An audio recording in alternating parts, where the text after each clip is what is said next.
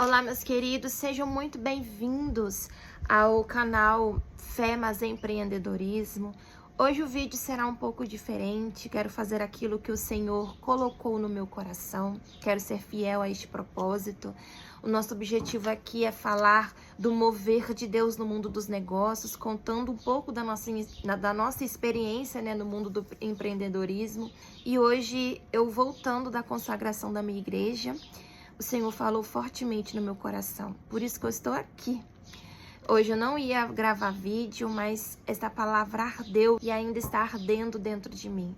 Quero dizer para você que aqui nós falamos sobre fé, mas empreendedorismo, porque eu creio que essas coisas elas podem e andam juntas. E eu falei com Deus que aonde eu tiver oportunidade, eu vou semear a palavra dele, eu vou falar do amor dele. É como se ele dissesse: minha filha, não quero apenas que as pessoas me chamem para fazer parte do seu negócio. Não quero que elas apenas entreguem o seu empreendimento para mim, mas eu quero que elas andem também nos meus caminhos. Então, esse será o nosso tema de hoje. Porque o que vale ganhar o mundo todo e perder a sua alma? O meu nome é Ana Sara, sou empreendedora da loja Modesta Modas e também tenho um outro canal na minha rede vizinha, Guilherme Sara. Lá nós semeamos a palavra de Deus através dos louvores e aqui nós semeamos o mover de Deus no mundo dos negócios. E o texto que Deus me deu hoje está no livro do Evangelho segundo escreveu Lucas, no capítulo 12, a partir do versículo 13. Que é uma parábola do rico tolo. Um homem que era empreendedor, um homem que era empresário, mas o seu coração estava enraizado, consolidado nas suas riquezas e nos seus bens. Diz assim: nesse ponto, um homem que estava no meio da multidão disse a Jesus: Mestre, diga a meu irmão que reparta comigo a herança.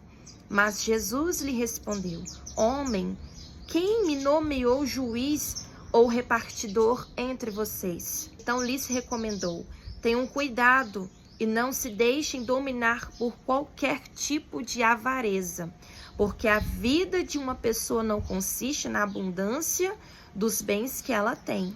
Jesus ainda lhe contou uma parábola dizendo: o campo de um homem rico produziu com abundância.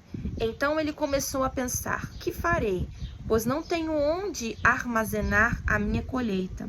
Até que disse: já sei, destruirei os meus celeiros, construirei outros maiores. E aí armazenarei todo o meu produto e todos os meus bens. Olha só, estamos falando de empreendedorismo. Então direi à minha alma: você tem em depósito muitos bens para muitos anos. Descanse, coma, beba e aproveite a vida. Mas Deus lhe disse: louco, esta noite lhe pedirão a sua alma. E o que você tem preparado? Para quem será? Assim é o que ajunta tesouros para si mesmo, mas não é rico para com Deus. É exatamente esse ponto que Deus começou a ministrar no meu coração. Muitos têm convidado Deus, têm entregado a Deus os seus negócios, mas não têm entregado os seus caminhos, não têm entregado as suas vidas. E eu falo para você, esse empreendedor, aqui no texto que nós lemos, ele teve uma grande colheita. O texto é bem claro que ele teve em abundância. Só que ele se preparou para poder armazenar todos os seus produtos. Ele se organizou para poder descansar bem, viver bem, comer do melhor. Assim como nós fazemos quando nós abrimos um negócio, nós fazemos planos: daqui a determinado tempo eu vou comprar um carro novo, daqui a um determinado tempo eu quero que a minha loja cresça, e aí a gente começa a trabalhar com a intenção de querer mais e mais. Nós queremos que os nossos produtos cresçam, queremos vender mais dos nossos produtos. Daqui a pouco nós já estamos contratando outros clientes, porque essa é a ambição do homem. Não é errado você querer o bom e o do melhor. Errado é colocarmos o nosso coração nessas coisas. Errado é fazermos os nossos bens o nosso Deus. Quero dizer para você, se você convidou Deus para ser o sócio do seu negócio, Não entregue tão somente a sua empresa. Entregue sua vida também. Não é errado nós querermos gozar do melhor, nós buscarmos o melhor. Errado é nós colocarmos o nosso coração acima do nosso Deus. É fazer dessas coisas uma idolatria que é abominável para Deus. Esse homem aqui, ele estava farto, estava rico. Mas o Senhor contou nessa parábola para ensinamento para aqueles irmãos que estavam brigando por causa de suas heranças. Ele diz: louco, esta noite Deus pedirá a sua alma. E o que você tem preparado? Para quem será? E eu faço essa pergunta para você. O que você tem preparado? Tem se organizado tanto? Tem feito tantos planejamentos? Mas será que você também tem... Assim como tem se esforçado no seu trabalho, você também tem se esforçado para ter uma vida com Deus? Às vezes a gente não percebe, irmãos. Mas o que Deus estava falando ao meu coração, o que o Espírito Santo ministrava ao meu coração, é que quantos planos que nós fazemos, a gente se prepara com tanto cuidado como esse homem aqui. A gente se prepara com tanto zelo, mas nós não temos o mesmo cuidado para com a nossa alma. Vivemos aqui na terra como se não houvesse o amanhã. E eu falo do que adianta nós ganharmos o mundo todo e perder a nossa alma.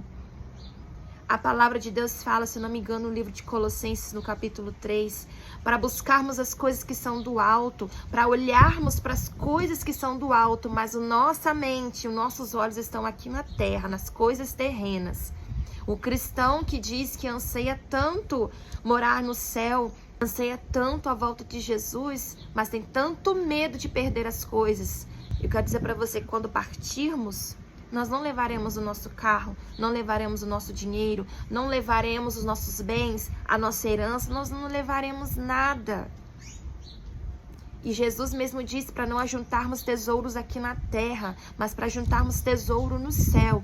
Esse homem aqui, ele era rico, rico para este mundo. Mas ele não era rico para com Deus. Porque o que Deus tem para nossas vidas é vida em abundância. Deus não nos fez para que vivêssemos aqui pro resto das nossas vidas. Não. A morte é o limite para o cristão. Para o cristão, não. É apenas o começo de uma nova vida. Porque o que Jesus tem para nós é vida em abundância. Então, amados, que venhamos tirar a idolatria que nós temos com as coisas e buscarmos as coisas que Deus quer para nós. Como eu fiz no primeiro vídeo, meus planos, a tua vontade. Quando nós confiamos, nós consagramos nossos planos para Deus, se for da vontade dele, eles darão certo. Às vezes Deus nos limita de nos abençoarmos. Tem certas coisas que eu pedi a Deus e que eu não recebi, graças a Deus que eu não recebi, porque Deus sabe, Deus conhece meu coração. Talvez eu faria daquilo uma idolatria. E quantas das vezes que nós ficamos lá ambiciosos, querendo aquilo, nós corremos, trabalhamos, e nós estamos espiritualmente. Não olhamos, não temos o cuidado para com a nossa casa. Não praticamos as primeiras obras, nós não olhamos para o nosso próximo. Nós gastamos tanto com as coisas deste mundo, mas nós não temos o desejo de abençoar outras vidas. E a palavra de Deus fala que nós não devemos ter amor ao dinheiro. Não se pode servir a dois senhores. Não se pode cochear entre dois pensamentos. Eu lembro de Salomão. Salomão, quando ele começou a reinar, ele pediu a Deus sabedoria. Deus sondou teu coração e deu a ele toda a sabedoria do mundo. Ele foi um dos homens mais sábios. E assim Deus também sondou o coração dele e deu riqueza. Salomão, ele era um homem, desculpa a expressão, podre de rico. Mas Salomão amou muitas mulheres. Fez muitas alianças sem necessidade alguma e seu coração já não era o mesmo para com Deus. Tanto que a ira de Deus se acendeu com Salomão. E às vezes Deus fica irado conosco, porque o nosso coração também não é o mesmo para com Deus. Da mesma intensidade que nós entregamos o nosso empreendimento para Deus, entrega também os seus caminhos. Eu preciso e eu entrego todos os dias, porque a palavra de Deus fala que aquele que está de pé, cuide-se para que não caia. Eu conheço as minhas fraquezas, eu sei aonde eu tenho que melhorar. E eu tenho certeza que Deus não me deu essa palavra apenas para eu passar para você, meu querido ouvinte. Foi para mim também.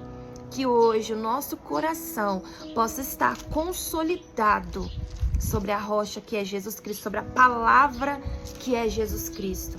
Estou dizendo que você tem que deixar de planejar, de sonhar. Não tem. Mas não coloque seu coração nisso. Não coloque o seu coração nisso.